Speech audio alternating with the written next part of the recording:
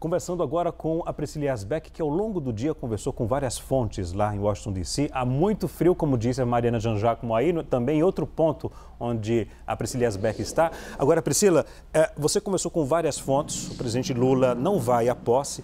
O que dá para esperar dessa relação do Brasil com os Estados Unidos, hein, segundo as suas fontes? Boa noite.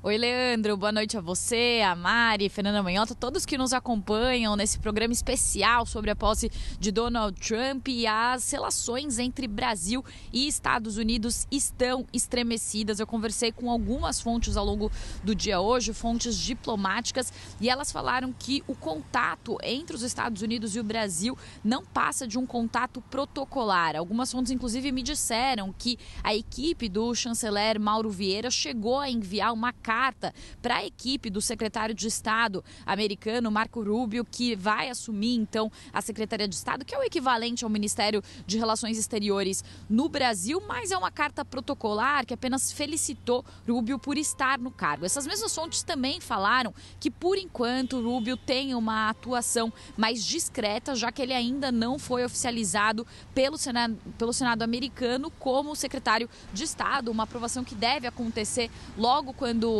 Donald Trump tomar posse, mas essa é a justificativa usada pela diplomacia brasileira, então, para falar por que as relações ainda estão muito distantes, porque ainda não teve o contato, porque ainda não teve uma ligação por parte da chancelaria brasileira à diplomacia americana. Agora, eu conversei também com outros diplomatas que veem com apreensão esse distanciamento e esse gelo entre Estados Unidos e Brasil. E aí eles falaram o seguinte, que na melhor das hipóteses a relação entre Estados Unidos e Brasil é uma relação muito fria. E isso acontece, claro, porque durante a campanha para as eleições americanas no ano passado, em setembro, o presidente Lula chegou a dizer que Deus queira que Kamala Harris vença as eleições, e poucos dias antes das eleições ele disse que estava torcendo para que Kamala Harris vencesse. Isso logo depois, então, vieram os resultados das eleições com a vitória de Donald Trump, e isso foi visto, inclusive, por alguns professores com quem eu conversei, como um tiro no pé, como algo que o governo brasileiro não deveria ter feito do ponto de vista da diplomacia, defender o voto numa eleição tão apertada em que não se sabia exatamente quem seria o vencedor. Os Estados Unidos são o segundo maior parceiro comercial do Brasil, isso desde 2019, então esse tipo de relação estremecida não ajuda em nada o Brasil. Também há uma percepção, claro, da proximidade ideológica de Donald Trump com o ex-presidente Jair Bolsonaro, ele que foi convidado para a posse de Donald Trump, não pôde comparecer porque o seu passaporte foi retido pelo Supremo Tribunal Federal. Lembrando que não é praxe que chefes de Estado sejam convidados para a posse dos Estados Unidos. Inclusive, os diplomatas com quem eu conversei, eu questionei isso e eles falaram o seguinte, que não é praxe que um presidente brasileiro seja convidado. Eu argumentei, inclusive, mas outros presidentes foram convidados para essa posse, como, por exemplo, o presidente chinês Xi Jinping, também a primeira-ministra Giorgia Meloni, presidente de El Salvador, alguns aliados ali de ultradireita de Donald Trump foram convidados para a posse. Então, nesse caso, já que Trump quebrou o protocolo, ele não poderia ter convidado também outros líderes, convidou Javier Milei, presidente da Argentina, que vai participar da posse.